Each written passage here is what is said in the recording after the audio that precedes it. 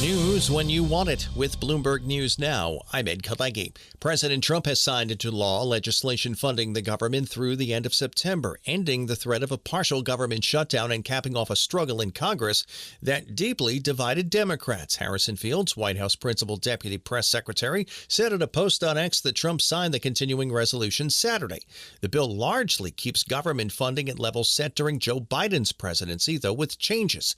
It trims non-defense spending by about $13 billion from the previous year and increases defense spending by about $6 billion, which are marginal changes when talking about a top-line spending level of nearly $1.7 trillion. UK Prime Minister Keir Starmer has said some 25 allied leaders agreed Saturday to keep tightening restrictions on Russia's economy in an effort to draw President Vladimir Putin to the negotiating table to secure a ceasefire in its war with Ukraine. Following a call with fellow leaders, Starmer said Western nations are gathering political and military momentum. Our militaries will meet on Thursday this week here in the United Kingdom to put strong and robust plans in place to swing in behind a peace deal and guarantee Ukraine's future security. UK Prime Minister Keir Starmer. Ukrainian President Volodymyr Zelensky says Kremlin forces are looking to surround Kyiv's troops in the northeastern Ukrainian region directly bordering Kursk as negotiations move forward toward a temporary ceasefire. Zelensky told reporters in Kyiv Saturday that while Russia is advancing in its Kursk region, trying to push back Ukrainian soldiers who've held part of the area since last summer, the latter have not been encircled, despite Kremlin claims amplified by President Trump. Canada's new Prime Minister, Mark Carney, ordered a review of the country's contract with the U.S.'s Lockheed Martin for F-35 fighter jets, a new front in the dispute between the two sides in response to tariffs and expansionist rhetoric from President Trump. A defense ministry spokesperson says that hours after being sworn into office Friday, the former central banker asked Defense Minister Bill Blair to work with the armed forces and his department to determine if the F-35 contract as it stands is the best investment for Canada, and if there are other options that could better meet Canada's needs.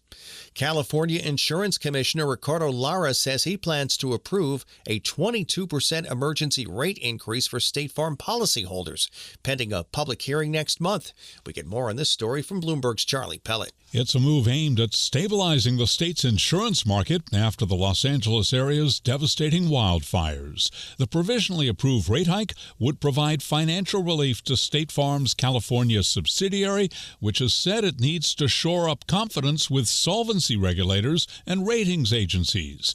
In the aftermath of January's Palisades and Eaton blazes, the insurer has already paid out more than $2 billion in claims. In New York, Charlie Pellett, Bloomberg Radio. Vaccinating poultry could help cut back those soaring egg prices, but the U.S. is hesitant. Bloomberg's Amy Morris reports. Vaccines could be a key way of suppressing bird flu and avoiding the slaughter of millions of chickens, which is blamed for egg prices averaging nearly $5 a dozen. But there are concerns it could jeopardize chicken exports, totaling nearly $4.7 billion last year. The Department of Agriculture has announced plans to spend $100 million to study bird flu and consider vaccines and other strategies to fight the disease in concert with meat, chicken, egg, and turkey groups. Chicken meat producers remain the most resistant to vaccines.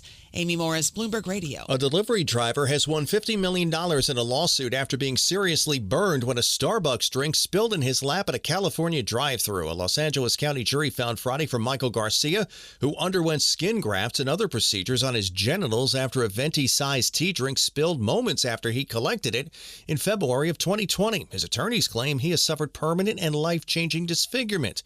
Garcia's negligence lawsuit blamed his injuries on Starbucks, saying that an employee didn't wedge the scalding hot tea firmly enough into one of those takeout trays.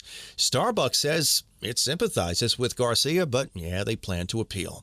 Third round action of the Players' Championship at TPC Sawgrass. At last check, M.W. Lee and Akshay Bhatia both 11 under. They share a one-shot lead. That's news when you want it with Bloomberg News Now. I'm Ed Kalegi. This is Bloomberg.